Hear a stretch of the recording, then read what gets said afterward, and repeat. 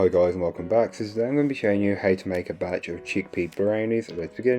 So to start on the recipe today, you'll want to grab yourself a food processor, and this is just enough to make one tray, so a small food processor will be enough. Into the food processor you'll want to place your chickpeas, followed by the sugar, then top with your peanut butter. Feel free to use smooth or chunky, whichever you have to hand or whichever is your preference. If you want the brownie smooth, use smooth. If you don't, then use chunky. Add in the milk, followed by your flour, or you can use cornstarch. I recommend gluten-free flour, followed by the cocoa powder, and we mix this on a low speed to start with, working your way up to a higher speed. You're looking for the mixture to be as smooth as possible. Remember, if you use chunky peanut butter, it won't be perfectly smooth. You may also find that you need to add some more milk, and this is just due to the amount of cocoa powder that has been added into the mixture. Once you've got your batter, you can then transfer it into a lined 9 by 9 inch square cake tin.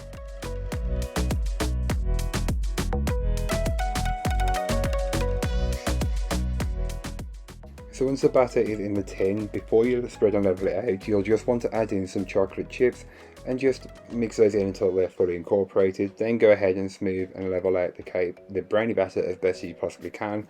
Again, this just helps with the consistency of baking once it's in the oven.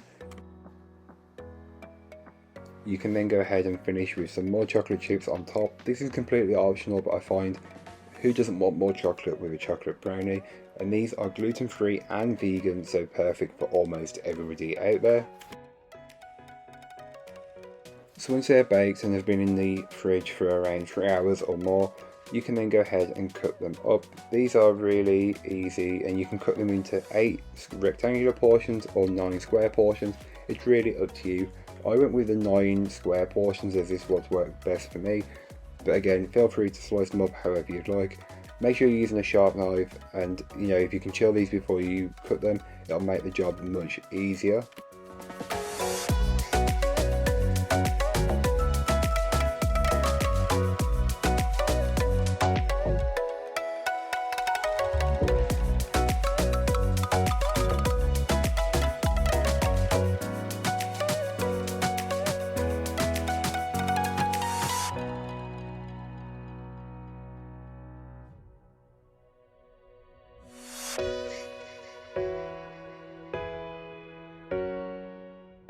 So thank you so much for watching. I hope you enjoyed. If you did, don't forget to like, comment and subscribe for more from me, and I'll be back again very soon with another recipe, so join me then.